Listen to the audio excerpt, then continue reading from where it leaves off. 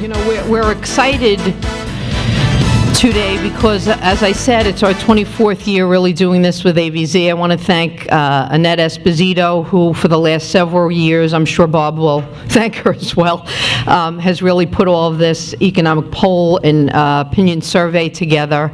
So one of the things that we know that's important is as we look at the AVZ economic poll and survey, that we're going to interpret it through the eyes of these gals and gentlemen who are in very, very different industries. So before we do that, I just want to say a quick shout out to, we have several Stony Brook students here. Are you all at the same table? Yes? You're all somewhere? Yes. Just wave. You know what? You want to stand for us so we can give you a round of applause?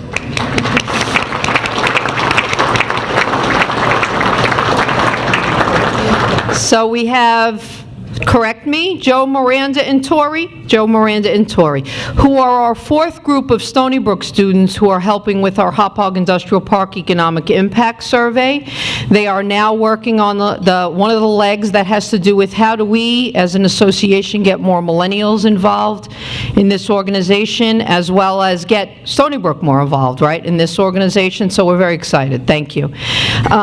You know, when I looked at the economic, the survey, actually, that went along with this survey and opinion poll, and I know Bob will get into the nitty-gritty and the details, one of the things that I got most excited about was that both the national level and the Long Island Economic Index level increased since last year, that many people said that they were actually increasing their revenue and doing some great things. I mean, what that tells us is that the Long Island business community is absolutely cautiously optimistic about growth, about development, about what's going on Long Island. And again, we're delighted to have these people really talk about not only what that means to them as leaders, but what that means to them in their future industries. So our moderator, many of you know, HIA-LI past board chair, past treasurer, and a very, very valued member of our board.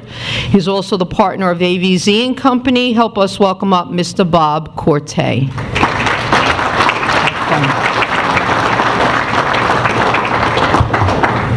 Thank you, Terry, and thank you, everyone, for being here this morning. You took a little bit of my thunder about the confidence rating, but I'm really curious to hear what our panelists have to say, and when we get into it, we'll talk about the survey going out in mid-October through mid-November. That was before everybody got their Christmas present from their president, before the volatility in the stock market. So I'm curious to see. We've got really 5 prestigious individuals up here, and I'm curious how they feel about the economic rating, how they would rate it today, and the reasons why. But anyway, again, my name is Bob Corte. I'm the managing partner of AVZ and a proud member of the HIA-LI Board of Directors, Executive Committee, and as Terry said, past chairperson.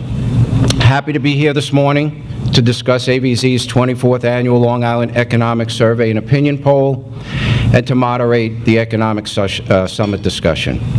In a few minutes, I will be introducing our prestigious panel, who will share their thoughts and insights with us. But before we begin that discussion, I just want to take a moment to thank a few people and then go over a few of the survey results. First, I'd like to thank Terry for allowing me to moderate today. And although he is not here today, my friend Joe Campolo, who will be taking over as chairperson of the HIA-LI, and I'd like to wish Joe a Happy New Year.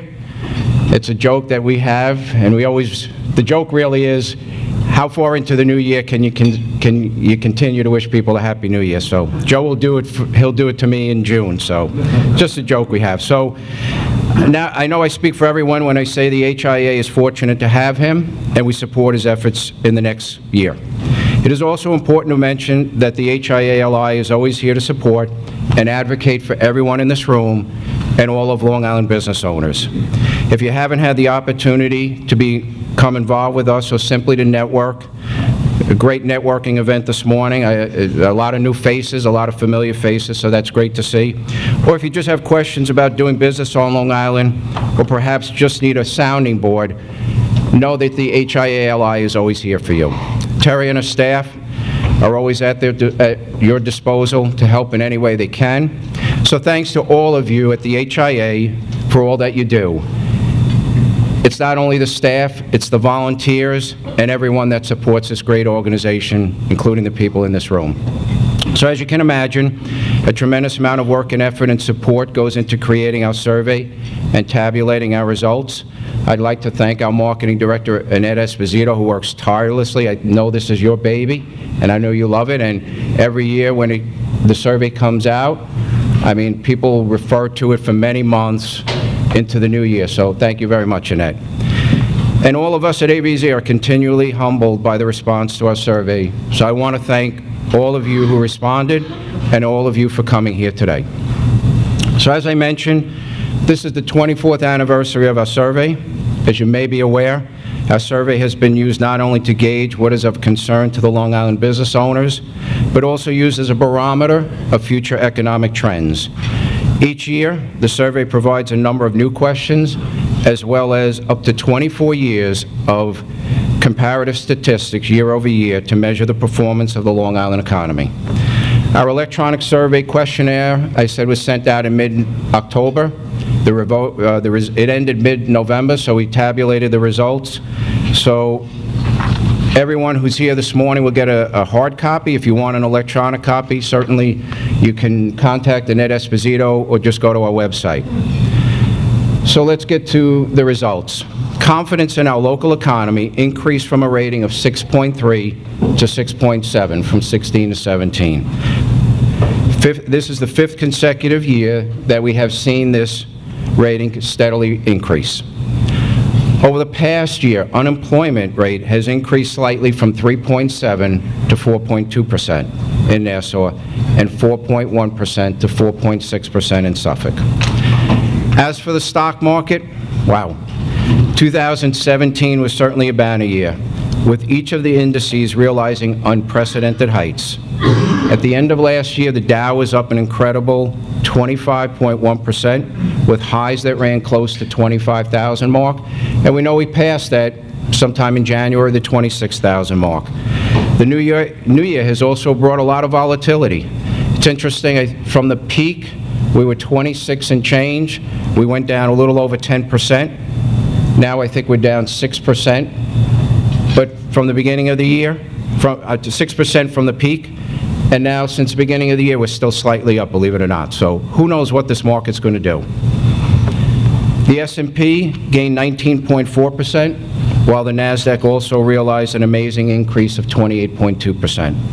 So it was a year of a booming stock market and the highest consumer confidence since 2001. On the national side, we see the Long Island confidence rating. Now it's on the national side, we've actually gone from 6.1 rating to an amazing 7.2, quite an increase. So I guess on the national level, people felt really optimistic. Our 5 panelists, I'm curious to see how they rate the national confidence rating going forward with some of the changes we've seen. Home prices, again, this was before our Christmas present with some of the limitations in the Tax Cut and Jobs Act as it relates to tax deductions.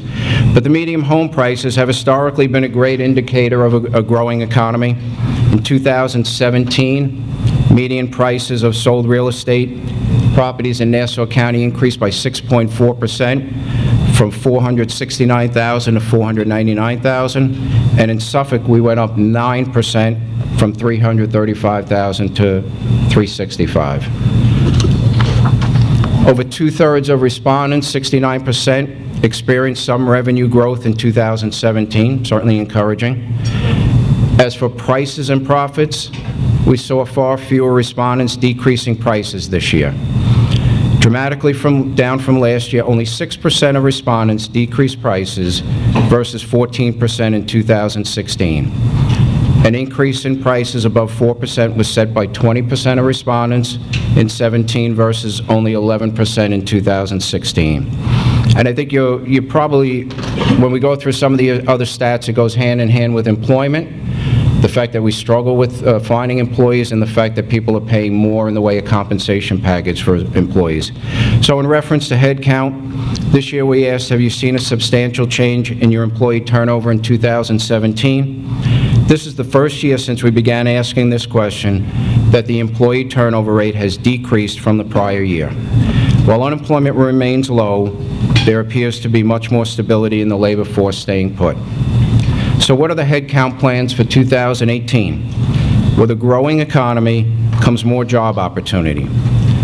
43% of respondents are planning to increase headcount versus only 37% last year.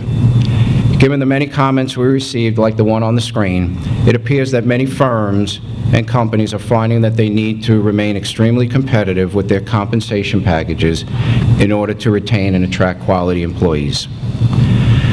For the first time since 2013, technology appears edged out healthcare as the industry with the greatest potential for growth here on Long Island, with 38% of respondents placing it in that #1 spot. Healthcare did move back to the second position, but it's obviously pretty close, 37%. So those have been the two industries with the most potential growth over the last 5 years. We asked, do you feel financially prepared for retirement? Respondents added a wide range of comments when answering this question. These comments including people saying things like, I have to keep working or move out of state, to as long as I don't live past my money. Gotta love that one. And my favorite comment was, I'll retire when my golf handicap is at an acceptable level. I know that's not gonna be the case for me then. I don't know if many people in the room could say that. So overall, less than half, 48% of respondents feel financially ready for retirement. So now I'd like to talk about a few of our current event questions. We asked, should the government make cuts to public spending in order to reduce our $20 trillion national debt? An overwhelming 79% of all respondents believe the government should make cuts to public spending. However, as you might imagine, this question also received many comments. Respondents wrote, reduce the waste and redundancy, or audit first and then cut. Nearly every municipal budget has at least some extra fat that can be cut without impacting services. But most people mentioned as long as services to our seniors, poor, and veterans are not cut. Which brings me to another current event question. Should the government increase or decrease military spending? Half of our respondents believe the government should increase military spending. The overall sentiment here has a lot to do with the unstable world and being prepared to fight terrorism and concern over the volatility of an unpredictable North Korea.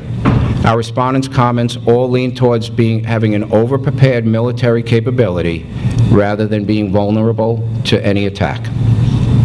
And finally, we asked, should the United States build that wall along the southern border? Complicated issue. 59% of respondents do not want to build a wall along the southern border. They qualified their responses with comments that mentioned immigration needs to be controlled or that our borders must somehow be secured. Our results booklet is full of a lot of good, useful information, and it really comes from the business owners, those of you who are the very heartbeat of our community. As I said, please feel free to contact Annette Esposito if you'd like an electronic copy, or you can certainly go to our website and get one, but you'll get a hard copy on your way out today. So now that you've heard a few of our results, we'd like to hear from our prestigious panel about the issues that affect Long Island and our area's economy. It's my pleasure to introduce our esteemed panel. A full biography of each panelist is on your table, and take a moment to read their impressive backgrounds. They're all amazing people. I know all of them, and they all have tremendous accomplishments, and it's really, I think, a really good cross-section of panelists this morning. First, we have Mr. Jim Coughlin. Jim is co-founder and principal of TriTech Real Estate. Then we have Kevin Dahill. Kevin is president and CEO of the Nassau-Suffolk Hospital Council. Gail Lamberta. Dr. Lamberta is Associate Dean, Community Development, Professor and Chair, Coordinator of Experiential Learning, Recreation, and Leisure Studies, Office of the Executive Dean, and Office of the Executive Dean at St. Joseph's College. And then we have Kevin O'Connor. I don't know if Kevin really needs much of an introduction. I think most people know Kevin, CEO and President of BNB. And then we're happy to have Ann Chabunko-Moore, President and owner of GSE Dynamics, Inc. Thrilled to have all of you here this morning to share your wisdom, insights, and perspectives. So let's get it on. The only thing I will say is at some point when everybody came in, we asked you to rate your confidence in the economy, so somewhere towards the end, you have that already. Okay, somewhere towards the end, I don't want to steal their thunder, we'll share that with everyone. So I'm just curious, again, with the changes, these survey results, mid-October to mid-November, there's certainly been a lot of changes since then. So I'm curious to hear the insights of our panelists. So I think we'll just go right down the line. Jim, I think we'll start with you. And if you could just tell us how you would rate the local economy, national economy, and the reasons why. Okay, thanks. And thanks, Bob, for pulling this together, and to Terry for all that you do to make this a great event every year. And thanks to you all for coming. So, I mean, I kind of go along with the 7 rating on the overall national economy. You know, some of the things I've read that I found most interesting was a reference to the Goldilocks economy, like it's not too hot, it's not too cold. But obviously the big elephant in the room is you know, the increased volatility in the capital markets. So, you know, a lot of people would argue that that's healthy, and it's a good thing, and we're all expecting a correction. A correction happened. It's you know, and as with all previous corrections, it's coming back. Whether it's going to sustain itself or correct itself again, I don't know. You know, whether the debt markets continue to escalate in the price, you know, interest rates, I don't know that either. If I did, I wouldn't have to build buildings for a living. But I would say that the fundamentals that underpin all that are still seem pretty strong. I mean, corporate profits are looking good for the year. Everybody expects to have a decent year in 18. We've got, for the first time, we've got some pressure on wages, even though we've had great unemployment for years. There's been, you know, a lot of slack in the labor market that's kept the wages from being pushed up. You're finally starting to see, I'm seeing it in our company, I'm seeing it in our industry, that there's pressure on wages and compensation packages. There's some pressure on commodity prices. I mean, we saw last year significant pressure in the lumber prices, for example, and we build wood-based apartment buildings. So, you know, that was a significant increase.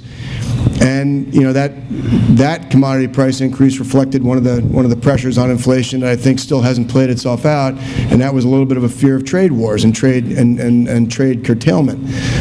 So I don't know where that's going to go, where trade curtailment's going to go, but I would say that net, the fundamental underpinnings of, you know, good corporate earnings, increased consumer spending, increased business investment in technology and capital expenditures makes 18 look like a pretty good year.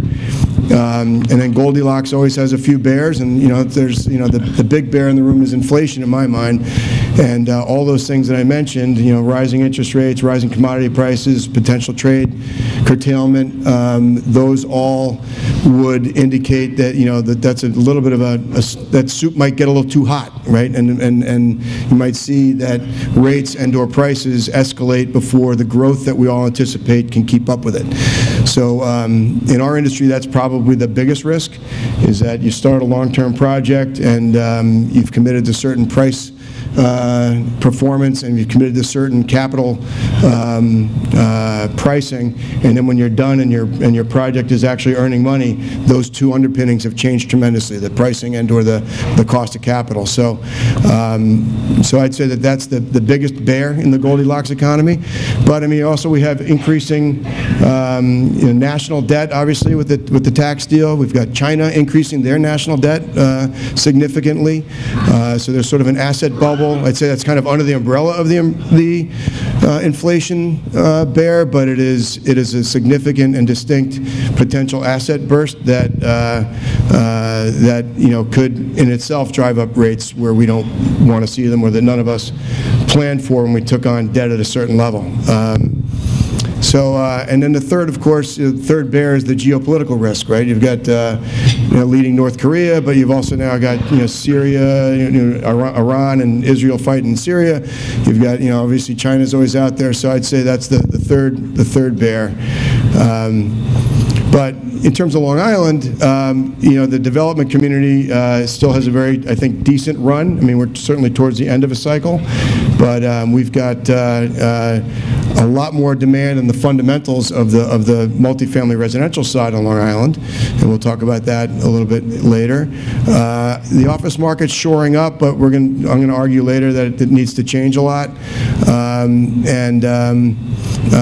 Retail is going to go through continued challenges, but it too has to change an awful lot, and it will probably have that's going to have the most challenges in our industry, but it will change, and the changes will be a good thing, net. So I guess that's my overall read on the economy, both nationally and locally, for the real estate from a real estate developer's perspective. Thank you. Kevin? So good morning. So my industry, if you will, is the hospital industry here on Long Island. I represent 21 hospitals in Nassau and Suffolk County. And I guess I would agree and say I'm guardedly optimistic about the continuation of what has been a pretty good economy in the past year. You may have taken note of the fact that many of our hospitals have consolidated. Community hospitals have been acquired by larger systems. That's not a new phenomenon here on Long Island, because then North Shore, LIJ, now Northwell, sort of disrupted the hospital market years ago on Long Island by acquiring a number of the community hospitals, which caused the remaining non-Northwell hospitals to start to try to figure out what they were going to do. They formed their own little vertical relationship for a while, but that has broken up, and now several of those hospitals have been acquired. What's interesting from my perch is now we have New York City academic medical centers coming out here. NYU has acquired Winthrop. Mount Sinai will sign the documents soon with South Nassau. And I'm not going to quote numbers, but I will tell you both those New York City academic centers have made major capital commitments in those deals. And that speaks to the issue of access to capital, obviously, for our hospitals. So what has been a competitive landscape for our hospitals is going to get even more competitive in the coming year or two. On top of that, many of you in the room are quite aware that hospitals' revenue come from two major sources, and it's about a 50-50 split, 50% government and 50% commercial insurers. And we've had an interesting past year on the federal level with significant attempts to try to repeal the entire Affordable Care Act that did not succeed, but still tinkering that occurred during the tax bill negotiations. And that has serious implications for New York State's economy. And we're right in the middle of the New York State budget negotiations.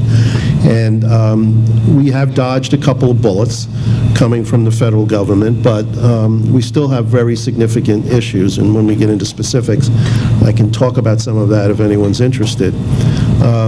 But, there's a lot of uncertainty in terms of revenue for the hospitals, which causes them to become, obviously, more conservative in terms of their spending. We'll be monitoring that on their behalf. Nevertheless, all of our statistics indicate that volumes have not declined at the hospitals. With all of the talk about the changing business model, just about every hospital's emergency room volume is up. We're helped now by the fact that we're in the middle of a flu epidemic. I know that sounds absurd, but that's business for the hospitals. And all of our statistics are up, except for inpatient volume. That has declined a little bit at several of our hospitals, but outpatient volume is through the roof. So from an economy point of view, our hospitals are not feeling the pinch. I would just also, though, point out that we're in the middle of a major public health emergency with the opioid crisis.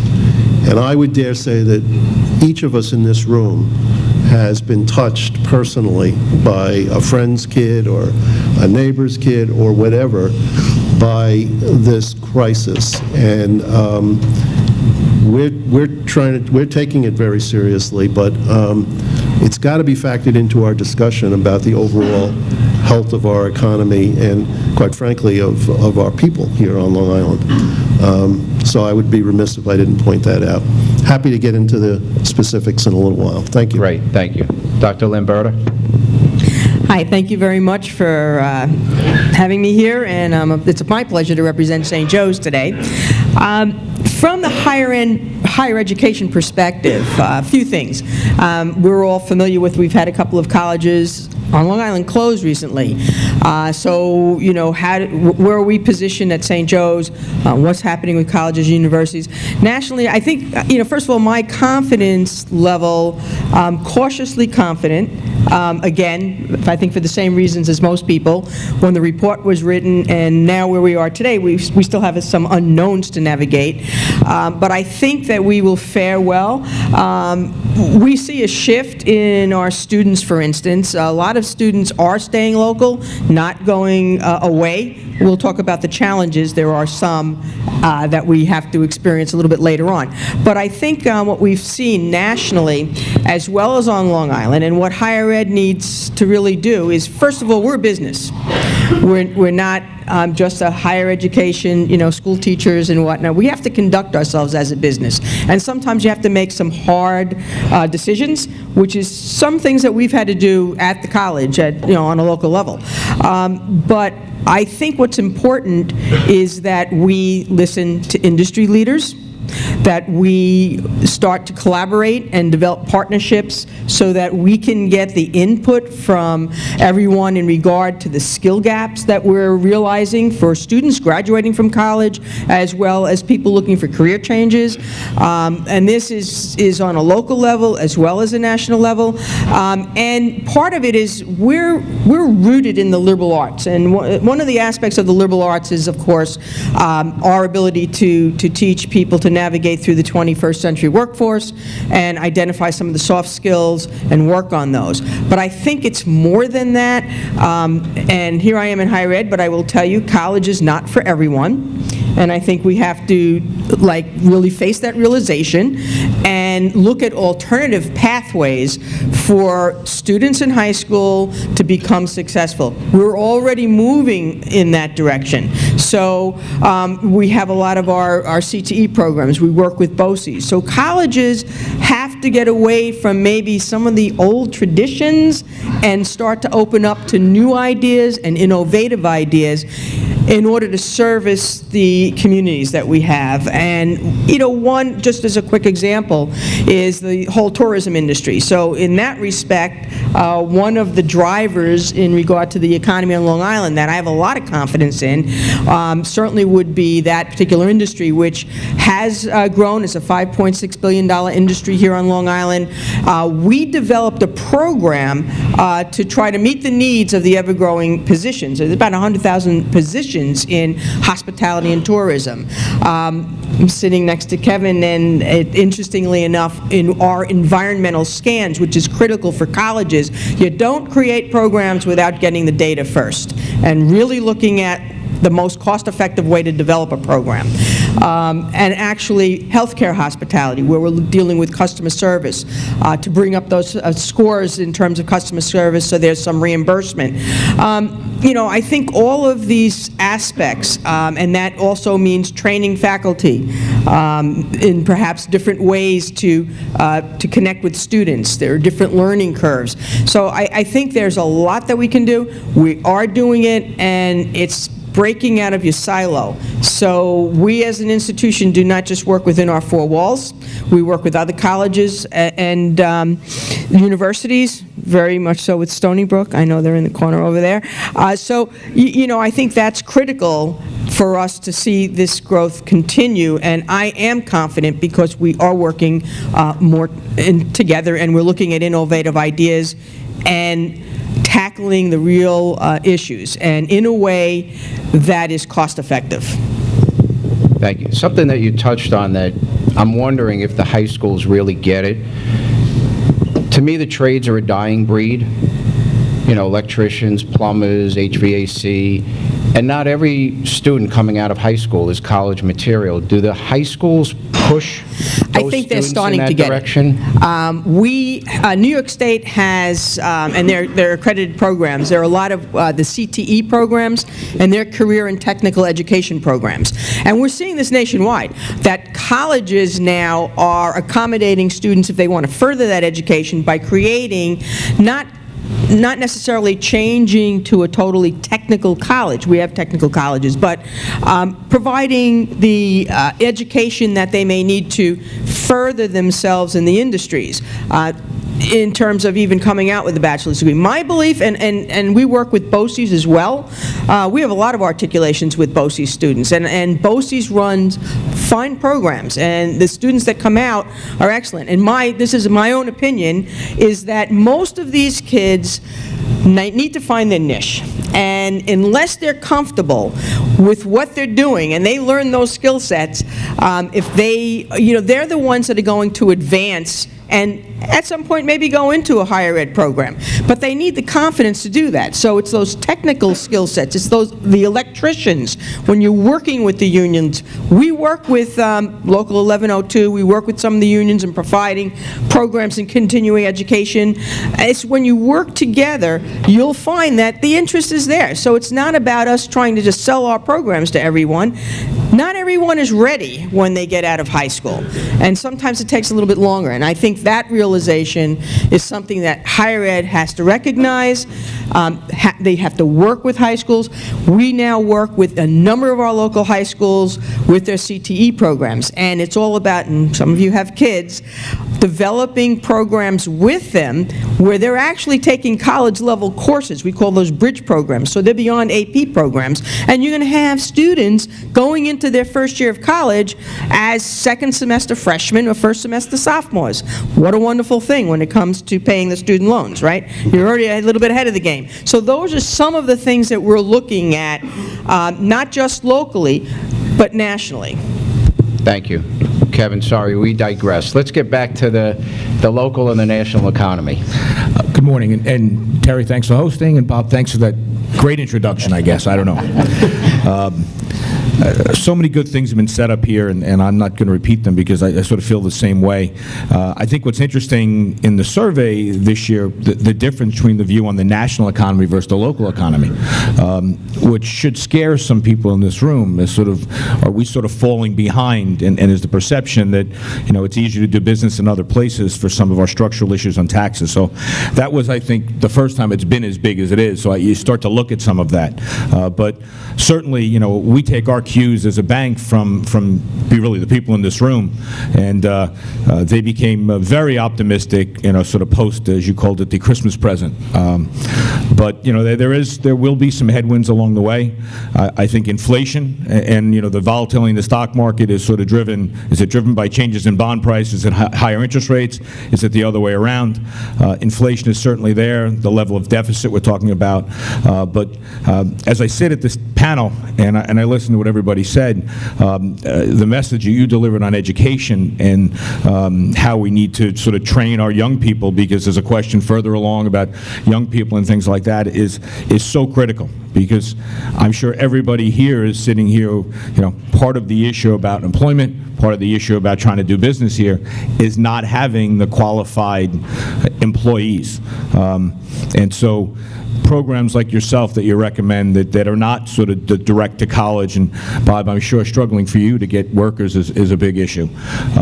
Both Bobs, actually. But it is, I'm optimistic because I'm a banker. I have to be every year. I say that. I think the Long Island economy has some great strength in it. There's great entrepreneurial spirit. I think that in the short term, we will do very well. You worry long term some of the structural issues, but I do believe in what gets accomplished here, and really look forward to continuing to work toward.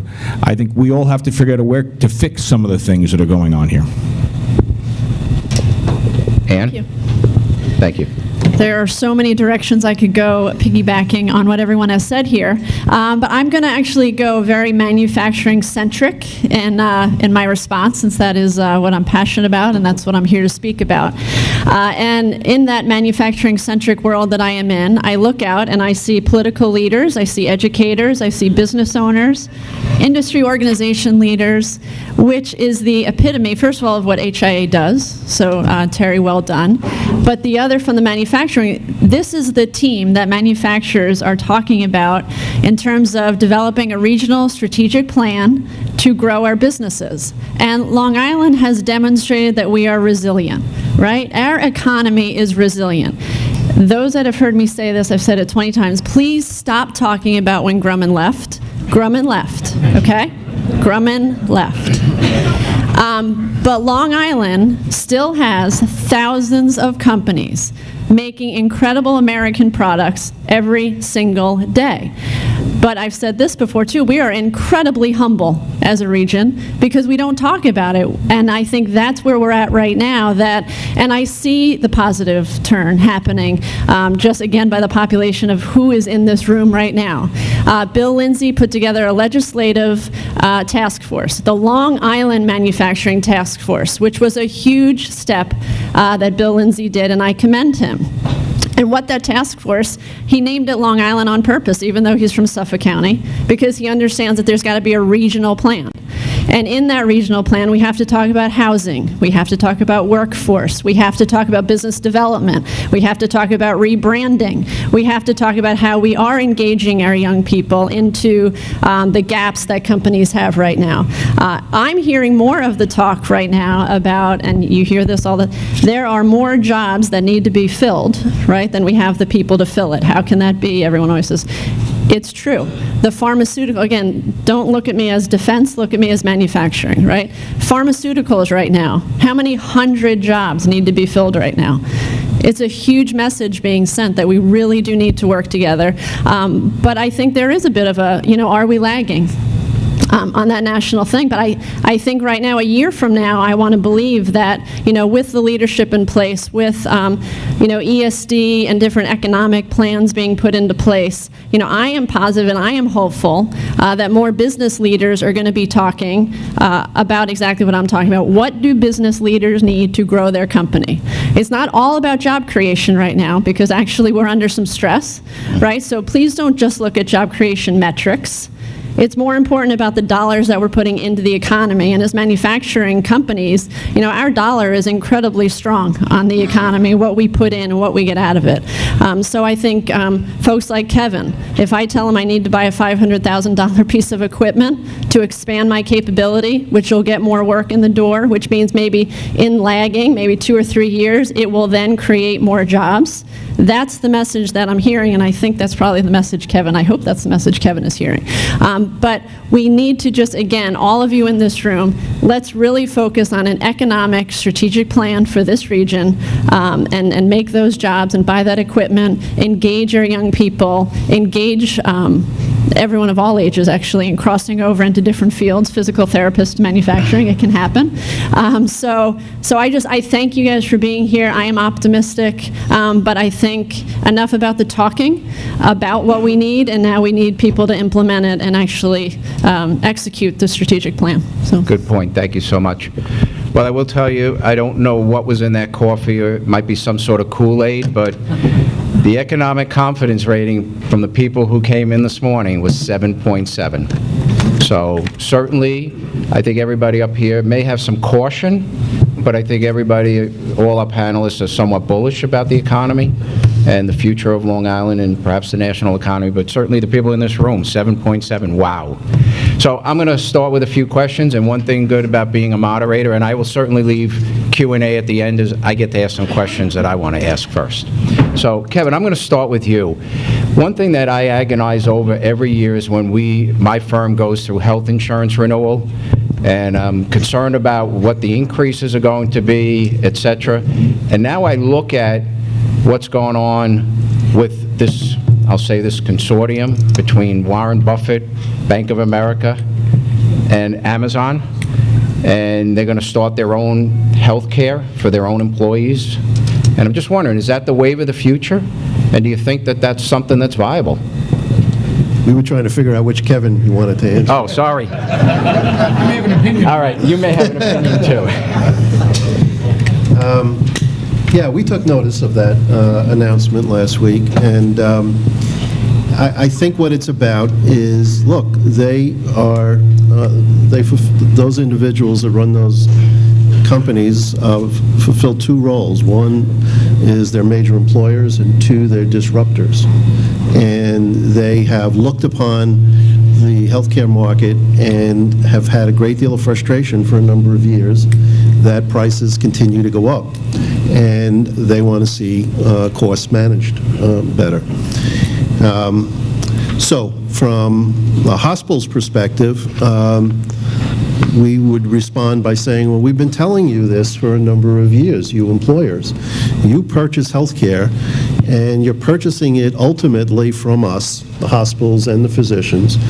But we've got these individuals in the middle of this transaction who really dominate both of us and leverage both of us and take a lot of money out of that transaction themselves. And so one way to approach this from our vantage point is to do more direct contracting. Purchase from whom you're purchasing. And that doesn't mean the deal's not going to be a tough deal, and the negotiations are not going to be tough negotiations. But at the very least, we should get this transaction under better control. And so that's the way we would respond to this. All right, thank you. I do have something to say. Yeah, I know you did. Because I think the person not in the equation is the consumer of healthcare too. So as a company, we looked at it, and obviously our base expense is our employees, and the biggest component of that, obviously after salary, is medical insurance. And one of the things we did early on, and we've done it for the last 5 years, is we've become self-insured to take some of that insurance company part out of that, and because in our company, our employees share in that cost. And by making them consumers of healthcare and knowing that, what dollars that they can save and how they can better manage that benefits them, really for the last 2 years, our health insurance costs have basically stayed flat. And this year was actually down a little bit. So as our employees make that contribution, it's the same this year as it was last year. So that is, two different ways of sort of taking the insurance company or being part of that process. Thank you. Jim, I'll turn to you. Always love to hear about your perspective on the revitalization and development projects. We've talked about Patchogue for years. You've got the Ronkonkoma hub coming up, the revitalization of Glen Cove, even Bayshore. How are these projects progressing, and what do you see? What are the next projects on the drawing board?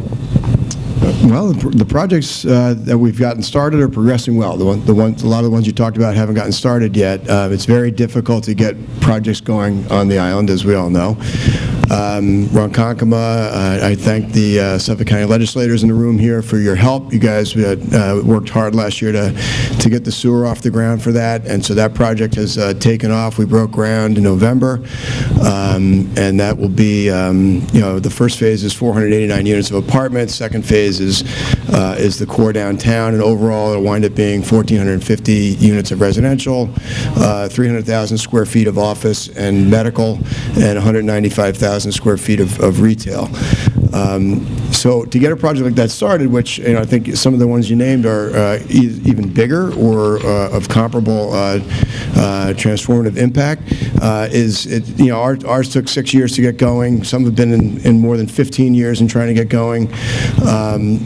So I think that it's been slow in coming, but they are coming now. And I think that you've seen a change at the grassroots level where people are starting to accept the fact that we don't have the right sort of built inventory right now on all fronts. We have, our residential just does not meet the needs of our demographics. We've talked about that for years. It will continue to do so. We need probably somewhere in the neighborhood of 100,000 more units of multifamily housing. We're creating about 2,500 a year. And that goes across the spectrum. That's, our Port Jeff project that we just finished on the water in the harbor there is almost 100% empty nesters. Everybody's saying try to keep the young people here. We also have to keep the people here that have money, that want to stay here and spend, and so keeping people here, we want to keep great people here, young and old, and we need to create the kind of places that they want to be. Long Island, as Ann mentioned before, we don't market ourselves very well. I mean, when I was first moving back here and invited my wife to move down from Boston, I remember the only thing she knew about Long Island was the garbage barge and Joey Buttafuoco, and I think that sort of similar mindset across the nation. We really have not marketed ourselves well and shown people that you can have a place like downtown Patchogue where anybody of any age can get out of their multifamily apartment, go to multiple restaurants, walk to a ferry to Fire Island, and if they want to, get on a train to go to New York City. So I think when Mayor Pontieri, who was really the shield bearer, I would say, not the flag carrier, he was the shield bearer fighting off all the negativity. When he got that through and became the political star that he is, now you're seeing the mayors of other villages and the leaders of other communities saying, you know what, it is good for the community to have this kind of transformation. And so I think that has really spearheaded a groundswell of change. I think you will see the Heartland project get going. I think that'll be a great thing. I think you will see something happen at the Nassau hub. I think there's a lot of entanglement that needs to be untangled there, but I think it will happen. Great to see what's happening in Glen Cove. We were just named master developer for the village of Amityville. We've got a project in downtown Lindenhurst we're invited in to try to revitalize that core. Babylon has done a great job of inviting people in. Farmingdale has done a great job. So just in the past 3 to 4 years, you've seen a lot of activity in that. It really is addressing a need where we don't need office space that sits in the middle of nowhere. We don't need apartments that sit in a farmland. We've got a lot of built structures that probably need to be rebuilt into something new. Instead of, one of the questions on this list, which I know is coming up, is, are we overbuilt? And the answer to that is, no, we're wrong built. We need to take the stuff that we have and rebuild it and make it to fit the needs of our growing and changing economy. So the need is there, and finally you're starting to see it coming. So certainly, in my mind, there's a lot of challenges. NIMBYism is always one. The support from the municipalities, and really, where I am in Suffolk, is sewers, too. So there are some challenges as well. Yeah, sewers are a huge thing, and I applaud the county has announced that they'd like to Suffolk County has announced that they'd like to create a lot more availability in a regional plan, and that's great. It's going to take a lot of money and a lot of other hurdles to get over, but the fact that it's been identified as a target, that's something that needs to happen, and that there's energy being put towards it is a great start. We fully support that. There's also been some successes. I mean, the Ronkonkoma Hub plant, which we're just getting under construction for, is a 1.5 million gallon facility. When we build out the entire Ronkonkoma Hub, we'll only use 400,000 gallons. So that 1.1 million gallons that's left is there to service the whole region around the airport, the industrial area surrounding it, as well as potential development on the islip side of the Ronkonkoma Hub. So, I think the county's taken a long view on that. I applaud their efforts, and I hope to see. I mean, Suffolk County obviously is a lot more in need of sewers than Nassau County. Nassau is over 70% sewered. Suffolk is about 70% septic. So we've got a longer way to go, and we're more spread out, and so the lines are longer. It's more expensive, but it's coming, and there's a lot of initiative and resources being put towards it. Excellent. Ann, how is technology impacting your industry? It is said that the Internet of Things is transforming your industry. How is this impacting your company and your employees? So I'm going to answer your question but because of the time, I'm going to actually switch to a different topic that's on the Okay. list, just to be fair, for the take-home messages, so to speak, that I want. So obviously, technology and the progressive nature of what is happening in technology affects me every day in terms of the emphasis on engineering. You know, most manufacturing companies now can also be called engineering firms because there's just so much technology that has to be done in terms of generating our drawings and our 3D models and our tooling and the parts that we make. So I've seen that in the 16 years that I've been at GSC, I've seen that progressive nature of how technology just is impacting our entire operation and the amount of upfront engineering that is required. And the end of that, of course, is when the part arrives at the government. You know, their inspectors have also done the same technology ramp up. So we're arguing over thousands. I'm looking at a fellow machinist, right? Right? We're arguing thousands of dimensions on these parts. So we've had to sort of ramp up and be careful in the way that our technology is inspecting these parts. And of course, from a cyber perspective as well. Again, I'm in defense, but I think cybersecurity and understanding the technology surrounding the cyber risk is also impacting all of our companies and have to be very on top of that. But again, I'm going to kind of step out a little bit, and I apologize, because we keep talking about skills gaps in education, and in terms of a take-home message for me to this crowd, I actually want to be very clear in communicating to you that this region is progressive right now. Someone had asked, I think it was you know, are we reaching the high schools? Are we reaching the guidance counselors? And I want to say a resounding yes, we absolutely are. There is so much traction right now with going out into the schools, and I could list a ton of activities and things that are going on. There are videos being made right now at B&L. There's a Long Island STEM Hub, again, generating rebranding and videos. That we are actively sending business leaders into the schools to talk to them and advocate and talk to them about what curriculum changes we need to make sure that these students are industry ready.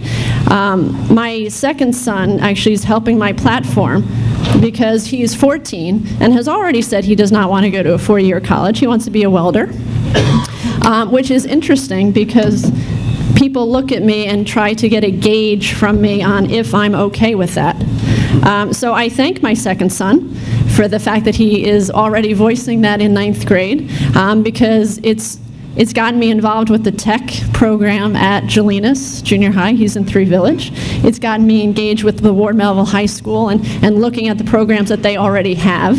And I feel like I'm giving parents permission to say, it's okay if your child wants to be a machinist, or wants to be a welder, or wants to learn about metallurgy, right? That's cool.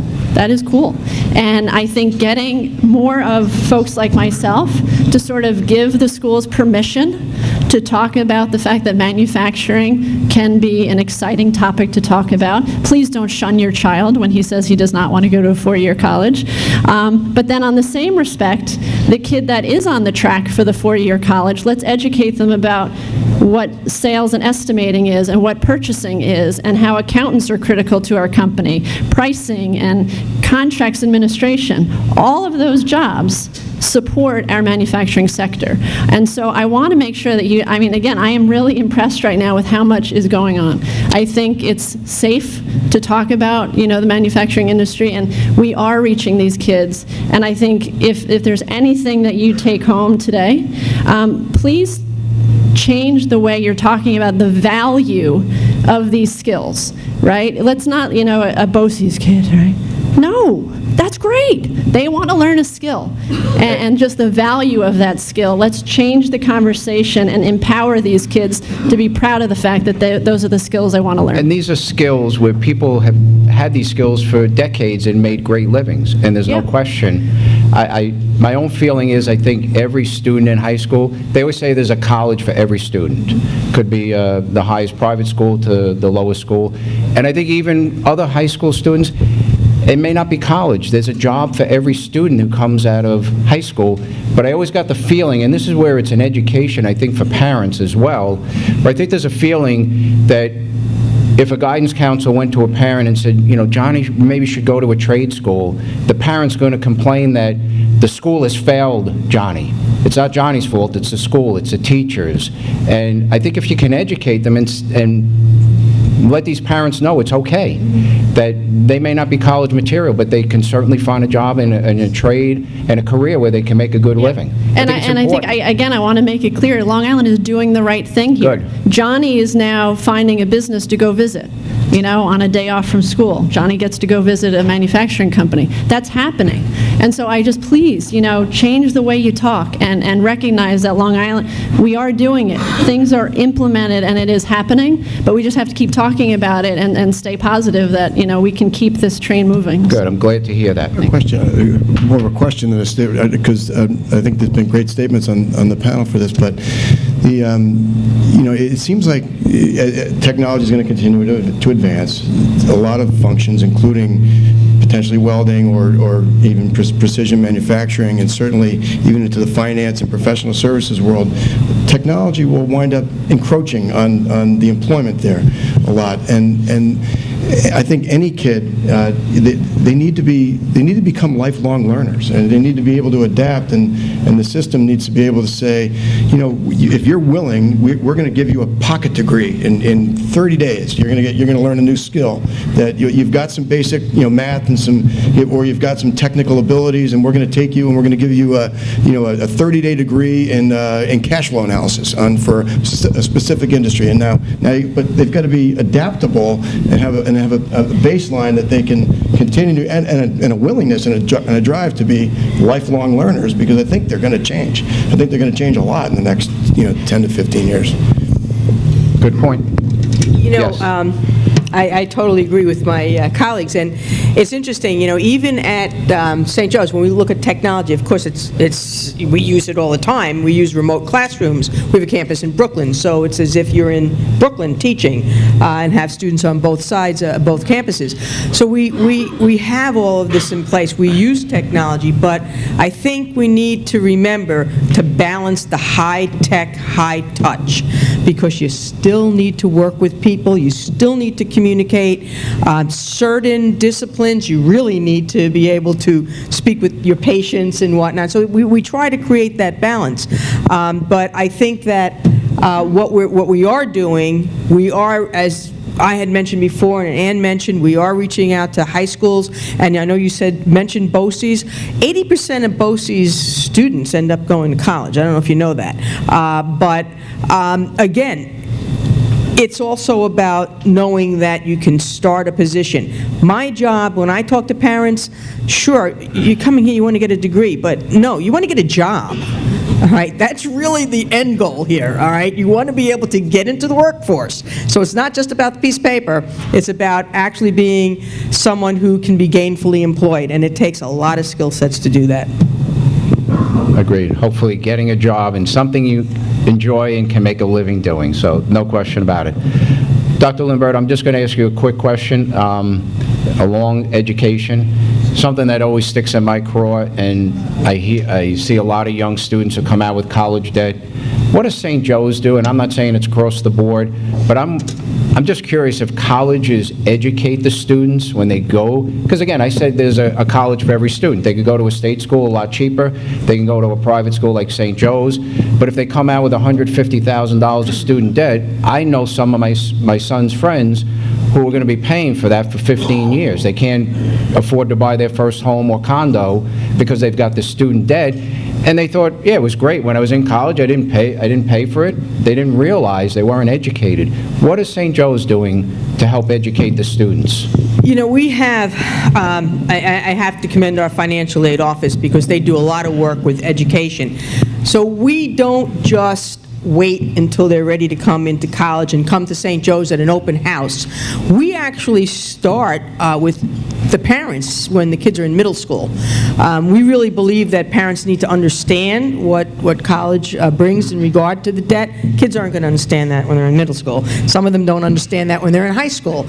But what we do is we offer programs not just on our campus, but we offer programs at a YMCA or in a community, at a library. So our financial aid officers are out there, and we think that it's critical that people understand what they're getting into. Obviously, there are scholarships that we offer at the college.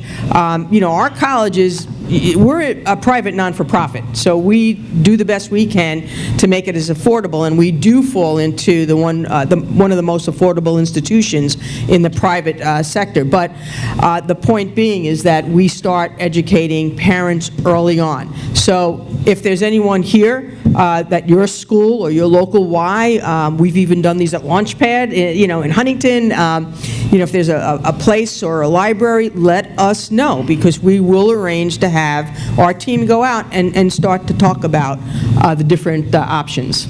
I would love to think that most of the colleges would have a similar program. I'm not sure they do. I don't know. I would hope that they do, but, it's part of what we do in our mission as meeting the needs of the community. Got it.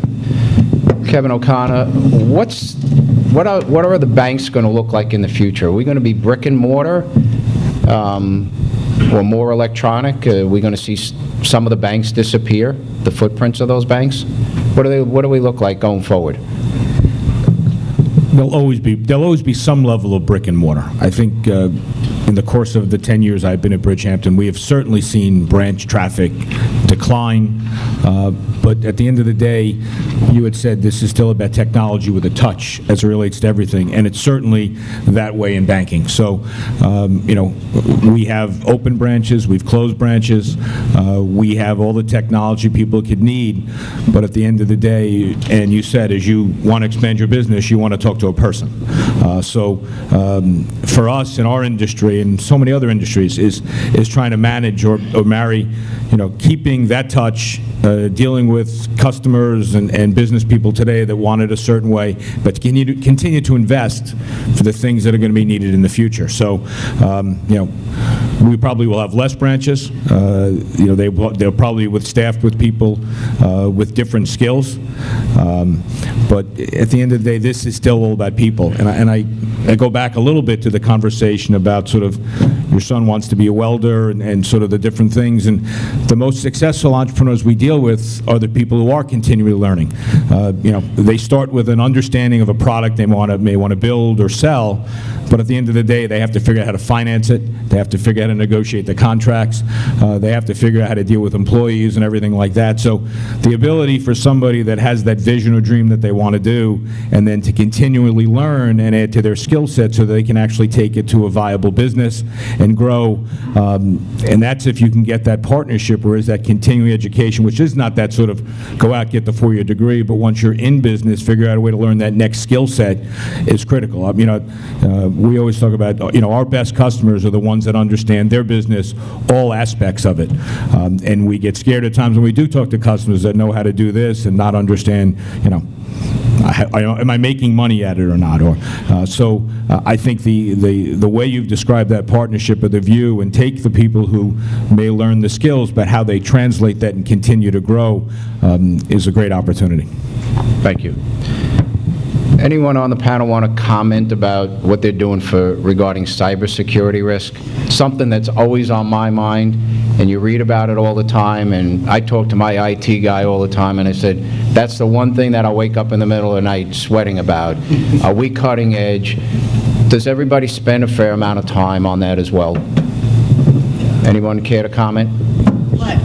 Actually, mine's a quick answer because of the requirements that I have federal Right. regulations, so they make me do it, right? As of 12/31, I had to do it. But I think it's an ongoing, just the basic things that we do every day, the share, again, we have to send out data, right, government data. So obviously I'm in a little bit of a different world. But even the phishing, the emails coming in lately, I don't know if anyone, and I have an extremely tight cyber, firewall, but the amount of emails coming through with suspicious things is Right. just, it is And the scary, biggest and everyone has to be problem vigilant. is your employees. Yes. They're the ones who will create the risk. Yeah. And I've talked to some security companies and they'll recommend that you actually do some tests with some of your employees. You educate them, and then you do a test and see who opens up some of those Yeah. phishing emails. But I will say, just as a sort of a helpful thing, there are a lot of, again, because in manufacturing we're required to have certain cyber, but there are like best practices, things out there right now because of how many companies had to be compliant by 12/31 with cyber. So actually, I just advise everyone to go and look at those best practices that are already out there in the public about how to secure your company. Right. So. I would say both Kevins, you guys probably spend a fair amount of time and money and effort on cybersecurity risk. Yeah, I would reinforce, first of all, the employee part. 90% of the breaches in the hospital field that we've heard about have had to do with either an employee being malicious or being laxed and creating that opening. We've gotten to a point where there's been multiple breaches at various hospitals throughout New York State, and so we've been able to learn from that, and we've actually made the leap to hosting educational programs for the hospitals on how to manage a breach, because it very often you can't create a foolproof environment that's just going to prevent it. So in the case in which one occurs, how you can mitigate, in our case, patient records are extremely important, that we try to protect them as best as we can. So how you mitigate during a breach, how you communicate publicly what's going on, and how you work with law enforcement.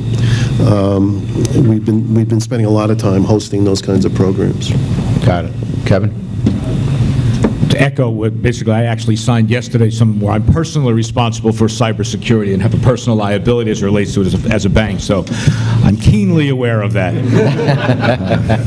And they told me it was okay to sign it, so I hope it's all right. But the issue about people is certainly true on both sides. So basically, we open up our system to a lot of our employees. And oftentimes we open up to vendors and we rely on them to have those same level of controls. We have done all the training in the world. We've run seminars for employees, for customers, and we have done the attempt to get in. Quite honestly, we're probably, in all of our organizations, the attempt to hack our email is the greatest. And whatever filter we have, I seem to get the same ones every day. But it's almost inevitable, as you said. There have been breaches because a lot of it is what we can't control. That process, we've done also the desktop part of that. And so it's a matter of, as you said, it eventually will happen, how we deal with it and how we communicate and the quick response. But it's something that, as a public company, it's probably number 2 on my board's concern. And in fact, we're actually having somebody come in, because we do all of this and we tell everybody we're good. We're making a presentation to them. Don't tell them, but it's basically they're going to come in and tell them that as much as we do, things may happen. Right. Let's face it, there are people around the world working 24/7 to commit these types of security attacks. So I don't know if anyone else has, Dr. Lamberta? I mean, I think pretty much what everyone else is doing. We certainly do training. It's mandatory for all faculty and staff. We have next-generation firewalls. We minimize access to certain aspects of what is on our systems to our employees. So some employees will never have access to certain, a colleague where we were looking at student records and things. So we minimize that. It's about, we're mandated, our passwords get changed, every 3 months. Then you just get a pop-up, or that's it. You have no more access. So I think, we have 2 teams, one on the Brooklyn campus, one on the Long Island campus, as well as people with the expertise in the field. And when I should knock on wood, fared very well. We've not had any major breaches. We get the phishing here and there, but they do get on it right away. Thank you. Just about time for questions from the audience. In Germany, we have the highest paid people probably on the planet who are working with their hands. The beauty of those mechanics are not only do they get paid well, but they actually know how to fix the machinery beyond what they've learned in the manual, because they're pre-engineering students. And we don't think of that. I'm wondering, is there a way to integrate that basic knowledge into a college course, which is engineering? And should we be looking at that? Okay, so I don't know if this is on. It's not. Well, I'm a college professor, so you can probably hear me, right? Okay, so one of the things that we have done at St. Joe's is that we looked at our Gen Ed core curriculum, and what we found, and one of our big components of our Gen Ed core would be called experiential learning, which is what you're talking about. So those translate into internships, in some cases service learning, but the key is that we develop, and we have developed, a number of partnerships with industry. So students are required to do this internship where now they learned everything in the textbook, you know, and I'm a professor, and textbooks are written, and things change, you know, between when they're written and they're published. So what we do is now we can assign our students to different industries, different areas through our partnerships, and they actually learn to apply what they've learned in the classroom in a real-world situation. So what it's doing is, yeah, they're learning how to work with their hands, they're learning how to deal with the real-world context. And I find that when students don't go through the internship, that's where they tend to lack on, you know, what's it really like out there? It's a little bit different than behind the four walls of a classroom. So that's one of the aspects that we deal with in terms of learning how to really implement what you've learned is through experiential learning and internships. When I got out of the Coast Guard, I worked for AT&T, and I found that the best mechanics, the best ones there, had a little education besides the manual that they were working from. And the innovations came from there. We used to write the Bell Systems practices over again, and the people in the field sent in their report on why this process could be improved and how it can be improved. And that was all done by the craftsmen. That's probably similar to what the Germans are doing, because their mechanics are so advanced. Well, we, over the years, we've had probably about, 40 to 50% of the students taking advantage of these internships, where as of the end of last academic year, we have about 80% of our students. They realize as well that this is a good idea to get some experience. And we do this in different ways. We can even get them early on through what we call fieldwork experience. So you can certainly test the waters early on, but once you're a senior, most certainly, in some cases a junior, depending upon their field of study, that's when the internship comes into play. Because you've had the coursework, now let's see how you do in applying it. Actually, if I can also just, Ernie, I would be remiss if I didn't state that Phil Coniglio from Hofstra is here, and the co-op program, again, acknowledging what you're doing, and I thank you. With Hofstra and Nassau County, the co-op program that Phil has put together is, I think, again, showing the transition that's happening with business and industry, giving input into the curriculum to do exactly what you're saying. Take that mechanic and look at the career path of, I love how you said the pre-engineering, but it is happening. That is what's happening, and I encourage you to talk to Phil about what the co-op concept is. On that note, just so you know, high schools are doing this as well. So a lot of the high schools have implemented experiential learning programs as well. So I think that we're learning that we need to be able to translate what we've learned in a textbook to real-world I context. just want to make this closing remark that college and craft knowledge is important. Absolutely. And to be integrated. In other words, you don't just separate them, like this crowd goes this way and this crowd goes this way. They should know both. You're absolutely right. We even have majors that we've created distinctly, and they're integrated majors. So they will be a major based on maybe 3 other majors. We also offer courses that are cross-learning and teaching with faculty from different departments teaching the same or sharing that same course, so that students learn different perspectives about a topic. So you're absolutely right. Any other questions? Scott? Hey, thanks, guys.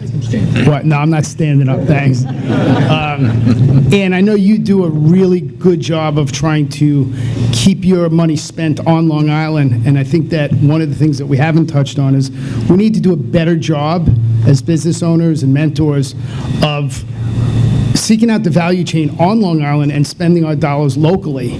I know that in the solar industry, contract after contract is let out to not only out-of-state companies, but companies that don't even exist in the United States. So I think that there should be some prioritizing with those kind of dollars as well. I think that'll help us. Right, so thank you for that. I feel like he just tossed me a softball, but thank you. So I will say, someone mentioned the importance of data.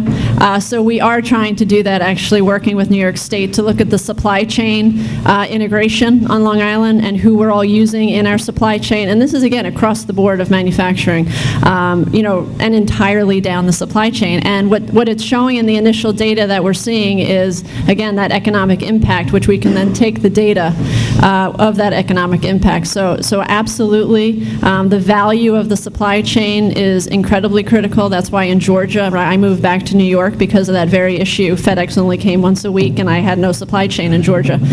So that really is a huge asset that Long Island has. And of course, I see Kristen sitting there from Discover Long Island. From the tourism side of it, right, we're finding so much synergy in these initiatives and getting the data and understanding the value and the assets of Long Island business. And again, how it ties into tourism, as well as how are we attracting and retaining and sustaining and all those great words. So I thank you, and I do value the supply chain here, but we have to continue to utilize each other and understand that impact. So thank you. I think we had a question back here.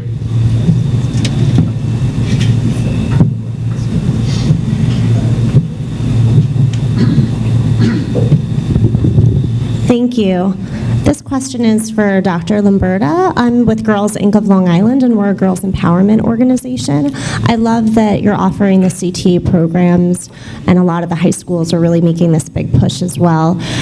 However, do you see a push towards getting women and girls in those fields as well, such as HVAC, such as becoming an electrician, such as welding and manufacturing, because those are where the high-paying union jobs are, and if we're not, we're leaving behind half of the population. I agree. I think we still struggle in that area.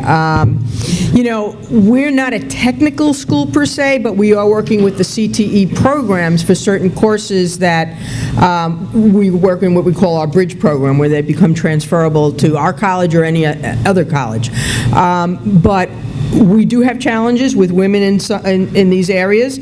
Our computer information systems program and computer technology program have taken strides and have even applied for and received grants to try to foster women in these areas of business. So we do have a large amount of women students, female students, pursuing these fields, as well as in the biosciences. But I think that, I think it's about marketing that. One of the ways that we do this is by bringing in people who are professionals, working in the fields and addressing the student body. So, to say, look, you can accomplish this goal. These are things that you can do.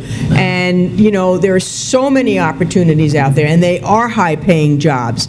But I think we're still a little bit behind, and I think we need to do a little bit more work in that area. And actually, I'm just, make sure I get your email, because there's a video out there about women in manufacturing, and I will send you the video. It's great. There you go. Any other questions? I would just have one comment, and then I don't know if anybody else wants to comment. I've learned a bit about what's going on at the college level and what your initiatives are as well. And I know we're a CPA firm, and we've used college interns for years. And for me, I always viewed it, number one, it's been great for the firm. We've been able to hire high quality. We have high quality colleges and universities on Long Island. We've hired quality students ultimately that became staff and have now become managers over time. And I just think there's tremendous opportunities for the business owners in this room and on Long Island to really work with the colleges closer. And I'm not sure that we're bringing the colleges and the businesses together enough, but I would encourage business owners to reach out to these colleges and get some of these students, whether it be a co-op program, whether it be an internship. And I'm not going to say, I'm not a lawyer, I don't even know if they need to be paid anymore. We've always paid them. You don't have to pay them a lot of money. They're like sponges. And for me, I tie it also to the millennial issue. We talk about the millennials. Are they staying on Long Island? Are they going to leave? Well, millennials want certain things. they want opportunity first and foremost. They want to know that they have a job. They want to know that that job is going to be important and what they do. They want technology. They want the opportunity to grow. And I think if we can somehow partner even more with the colleges, get business owners to get these students engaged while they're in college, and high school maybe even as well, I always felt that's a little bit of a reach. But I think if we could get to that point, then we can work on the housing. I think ultimately, somewhere we'll get there. I think it's starting to get there. I know from a personal perspective, I have 2 sons that are in their 20s. One just bought a house. And I know most of their friends, 25, 30, they want to buy on Long Island. They want to stay. Most of them do. And I'm surprised. I thought a lot of them would want condos. Most of them want homes. They really want to stay here. So I think if we can partner with the colleges, with the business community, and get these students involved at an early age and give them that opportunity and show them that the opportunity is there. I think Long Island is still a vibrant business community. There's a lot of opportunity for growth, and I just think, we've got to continue to partner and put this all together. So that's my last comment. Any other questions, comments from the panelists, from the audience? Well, I'd like to thank Terry and her staff for putting on a great program, allowing me to moderate.